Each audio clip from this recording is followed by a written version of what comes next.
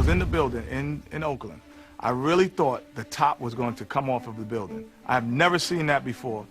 All I can remember is that he did something, and it's the quintessential act. You turn to someone who's sitting next to you and say, did he really do that? I was right there, and I damn near broke my eye socket after Vince did.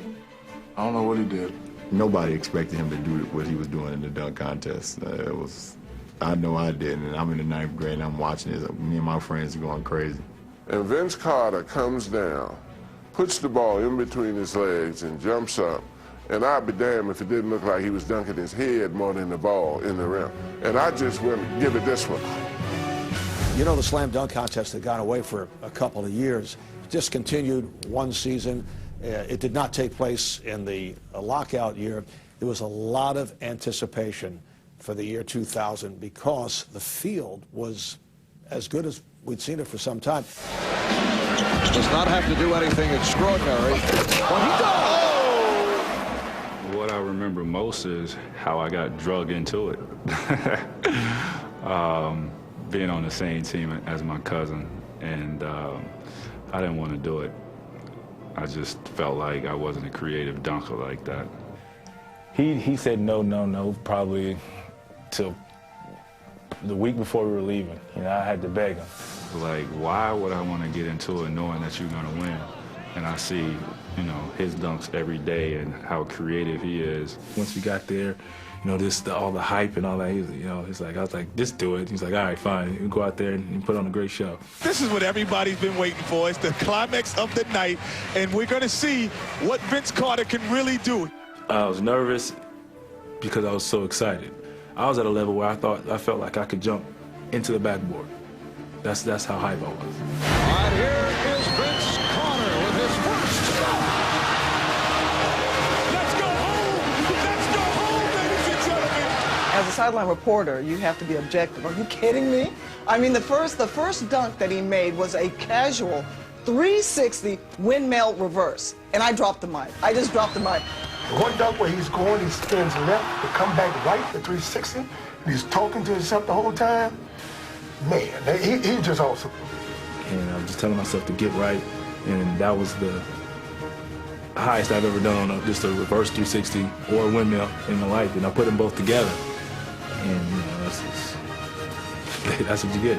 I think one of those guys over there has the camcorder rolling, and AI and KG, all them guys, Tim Duncan, they just jumped out of their seats. And when you see that, when you see some of the greats in our league, you know, just in awe of what another guy just did, then you know you're in trouble. And I had the camera, and I was like, I mean, I thought I saw it, and I did see it. I mean, that right there is probably the #1 dunk ever. Shaq jumped up, and his eyes looked like 2 Kenny to 50 cents. He was like, you know, KG is always hype. Every time you see him, I think it was just more to see it in person.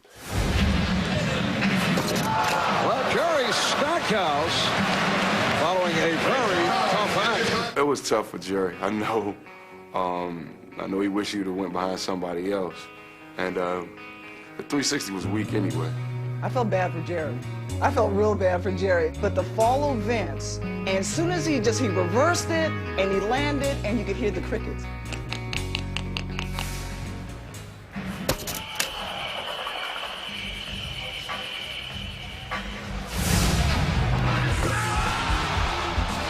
Vince adding to the repertoire. Vince Carter finishes with a 49, and the reason is Kenny Smith, the only judge not to award a 10. What's going on here? Because I told you, he set the precedent with the first one. That would have been a 10 any other time. I'm still wondering about Kenny Smith's logic. I just don't understand what he did. You know, he says, oh, you set the bar too high. Well, even if the bar was set high, you're supposed to get a 10. It's okay to give another 10. It's okay.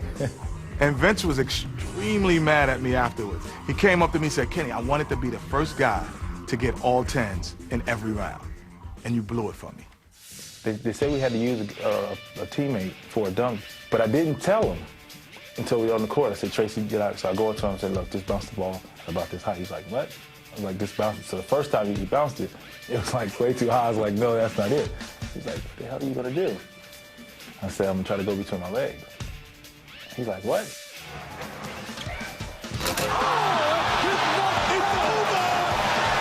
over, ladies and gentlemen.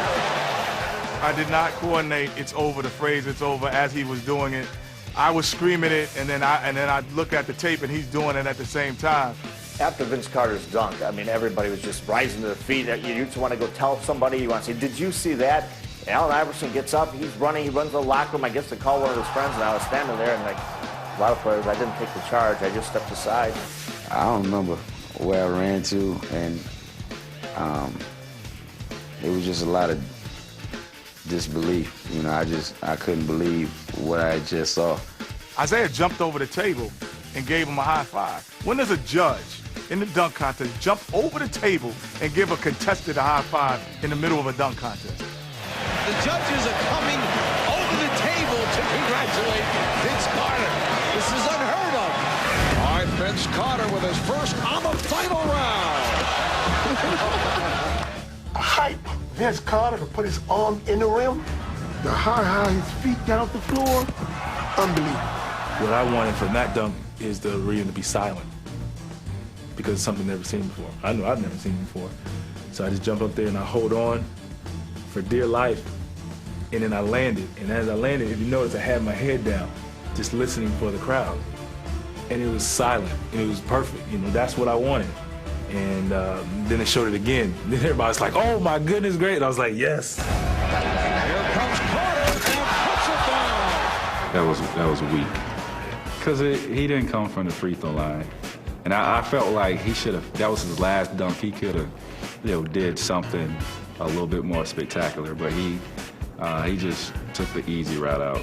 And from what I was told, it was over. Then it's like, "Oh, you got to do one more dunk." I was like, I don't have any more tricks, any more, nothing. And so I said, "Okay, I'll do it." And after a while, I was just like, just make the dunk and get it over with. If you remember, after Dr. J's final dunk in '84, Magic Johnson was waiting for him under the basket. In 2000, after Vince's final dunk, Craig Sager was waiting for him. Had to be a major letdown for Vince.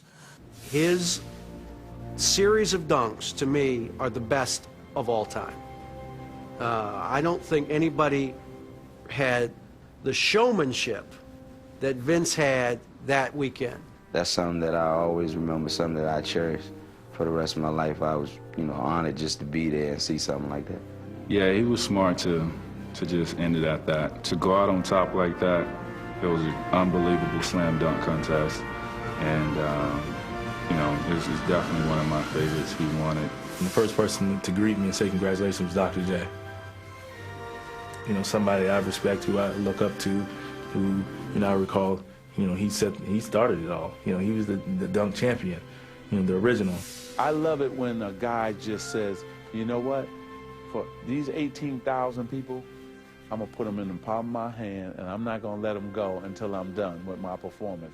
And Vince Carter did it that night.